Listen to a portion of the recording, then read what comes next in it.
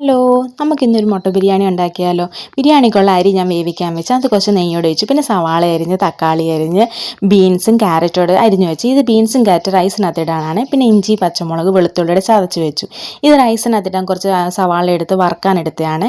ഇനി അടുത്ത ഗ്രേവിക്കകത്ത് എണ്ണയ്ക്കകത്ത് ശകലം മസാലക്കൂട്ടിട്ട് അത് കഴിഞ്ഞ് സവാള ഇട്ട് നന്ന് വഴണ്ട് വന്നപ്പോഴത്തേക്കാണ് പച്ചമുളകും വെളുത്തുള്ളി ചതച്ച് വെച്ചിട്ട്, അല്ലെങ്കിൽ ഇത് അടിക്ക് പിടിക്കും. അത് കഴിഞ്ഞ് നല്ല കണക്ക് വഴണ്ട് വന്നപ്പോഴത്തേക്കും തക്കാളി ഇട്ട് വഴറ്റി എടുത്തിട്ട് അത് ശകലം മഞ്ഞൾപ്പൊടി, മുളക് പൊടി, മല്ലിപ്പൊടി, ഇതൊന്നും കണക്കല്ല കേട്ടോ, അങ്ങ് ഇടുന്ന ഊഹത്തിന്. അത് ശകലം ഗരം മസാലയുടെ പൊടി ഇട്ട് നല്ല കണക്ക് പച്ചമണം മാറുന്ന പോലെ ഇളക്കി അത് കഴിഞ്ഞ് മുട്ടയിട്ട് ഒന്ന് ഒതുക്കി വെച്ച് തൈരൊന്നും ഒഴിച്ചില്ല കേട്ടോ.